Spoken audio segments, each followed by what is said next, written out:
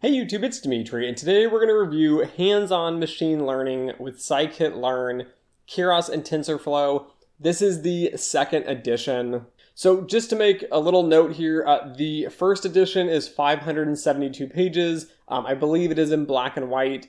It covers TensorFlow 1, but the new updated version, which is not much more, which is this version 2 or edition 2 that we're going to talk about today, it's 856 pages. It's packed with more information than ever before. And of course, it's in color and it covers TensorFlow 2. So let's just dive on in here to the book review and I'll tell you the ins and outs of what I think. All right, so just to start off with here, I give this book a 4.5 stars out of 5. So we'll talk a little bit about this. One of the most important aspects in book reviews, in my opinion, is being able to really understand what is the book good at, who is it good for, and then who is it not good for, because even though it might be a stellar book on one topic, it might not be a good book for someone else on a different topic. So let's just talk a little bit about the book itself, why I like it, and then I'm going to talk about who it's for, and I'm going to talk a little bit about the cons, and I'm going to contrast this to 2 other books, and we'll kind of show you some examples so you can kind of get an idea what I'm talking about on who it's for and who it's not for. Okay, so this book is for, just to start off with here, the first person is going to be the beginner, okay? You want to get into data science, you want to get into machine learning, you want to learn some deep learning, some neural networks, right? You don't really know where to start, but you want to start getting like hands-on experience. This is the book for you. This is probably my favorite book I have used thus far because, one, the book explains everything from a more detailed level, but not necessarily a mathematical level. So again, that's a con for me, right? The math level. But if you're just diving in for the first time, this book is very good at introducing concepts and ideas, but he does a really good job at explaining like the details of why things are kind of working and how they're structured and how they get put together. And then he has amazing graphics on kind of making these ideas clear. So he talks about, how this is put together. So for example, like gradient descent or SVMs, and he talks about, shows a little chart and you see like, okay, like on an SVM, this is where the lines come on the screen. If you had different lines, you could move them further and closer apart and this would be the results. And there's different colored dots to indicate different grouping. So I like it. It's very simple. It's very straightforward. The other big pro that I love about the book is that it is what I like to call a practitioner's book. It's not a textbook. So textbooks are typically more rigorous and academically driven. But this is going to be more of a industry practitioner book, meaning it's more hands-on. It's more about learning the ideas and then learning how to code them and then actually utilize them to get results.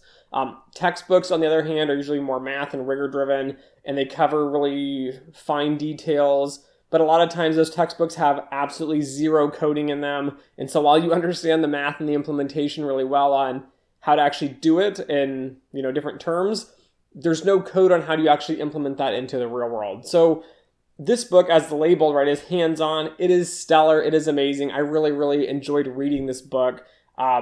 It's a great book, again, for beginners and to get going and kind of get your hands dirty. The second person this could be for, so there's going to be 3 people here. The second person is going to be someone who focuses or is an expert more on statistical modeling, or perhaps you have a lot of focus in one area of machine learning or data science. So let's just hypothetically say, I don't know, you've trained and studied or you work and you only do neural networks and deep learning, but you're wanting to do more machine learning, like gradient boosting and cluster algorithms and, data processing and whatnot. This book is going to be for you because it's going to give you enough information that you can leverage either your statistics background or your other subject matter expert area, and you're going to be able to leverage that to the point where you get a really solid foundation in understanding what's going on.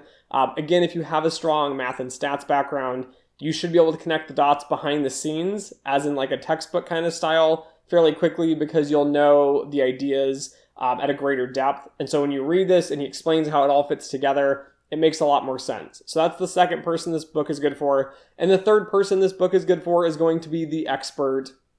And this is not going to be a great book for learning if you're an expert, but this is what I like to call a reference book. So let's say, again, you work in machine learning, you typically work with, let's say gradient boosting or random forest, or even just like clustering, for example, and you want to do something different. So you need to go back and you need to buff up on it. And I've already read it in the past. Let's say I have a master's or PhD. I've already done all the work. I've already read all that, but it's been like 5-6 years ago. I don't quite recall the exact details. It's an excellent reference book, meaning you can just flip open quickly, get to the section, read the chapter, get the base ideas, refresh your memory, and then dive in from there. So let's talk about who this book is not for.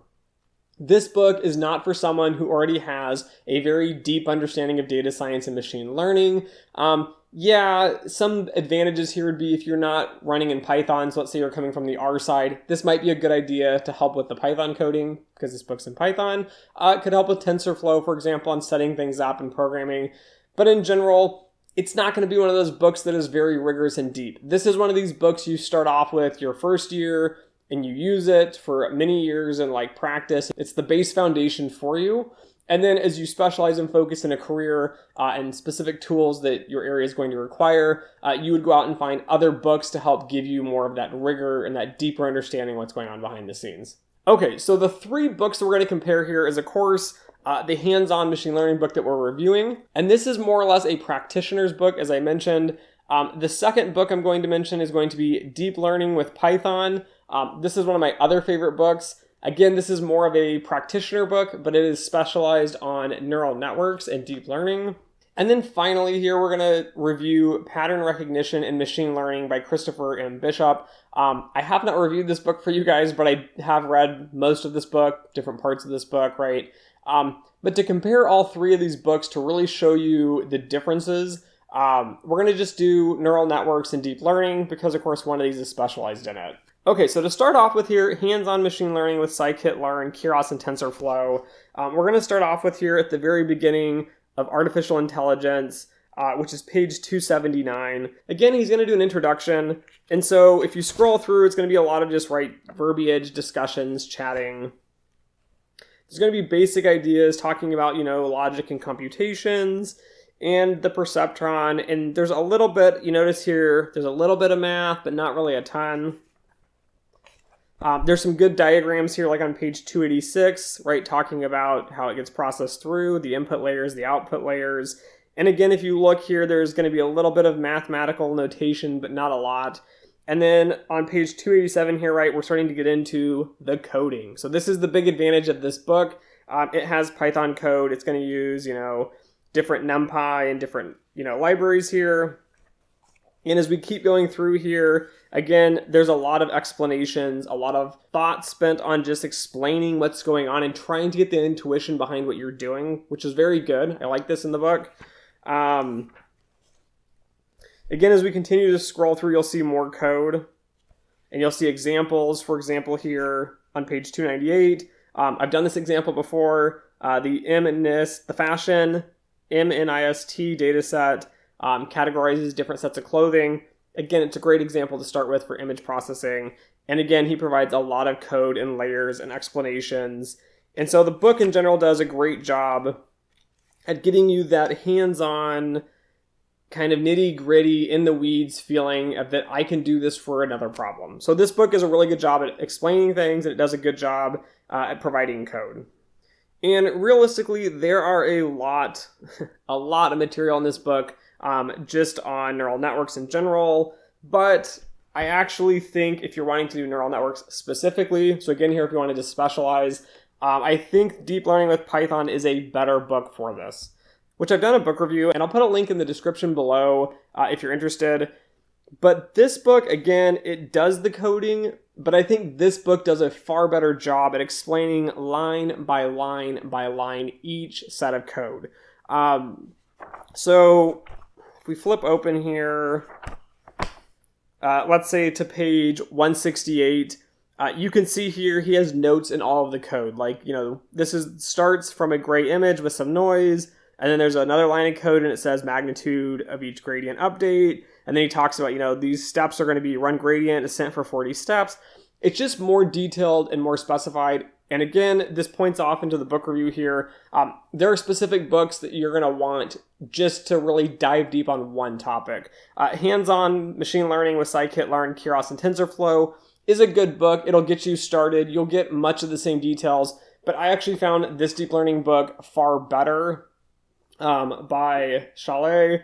I just think it's a well-written book, but again, he's only focusing on deep learning and neural networks, which is why I like this book better for neural networks. But again, you see here that Scikit-Learn is far, far thicker. It's like double the size. And again, it's going to cover a lot of topics. So it's a much better book for an introduction.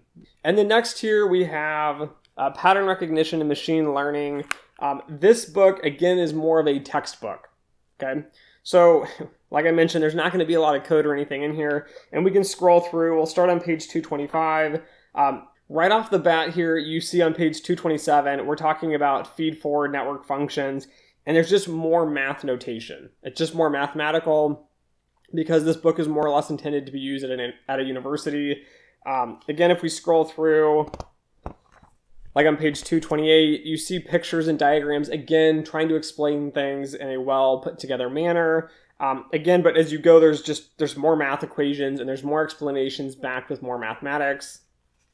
And as we continue to scroll through here, just looking at a few different sections of this, right, you'll see, again, some more images, again, a lot of verbiage, some paper references here, so referencing those academic papers for proof and evidence, and then more math and more math and more math.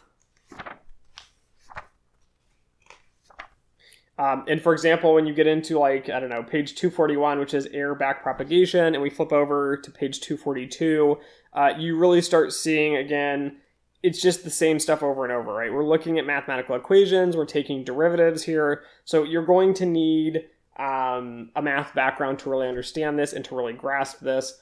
Again, if you're coming from a math background and you're wanting to learn machine learning, data science, right, this book will be a really good book for you because it will come from it at that math perspective. Now, that being said, right, you're going to have to learn how to implement this at some point.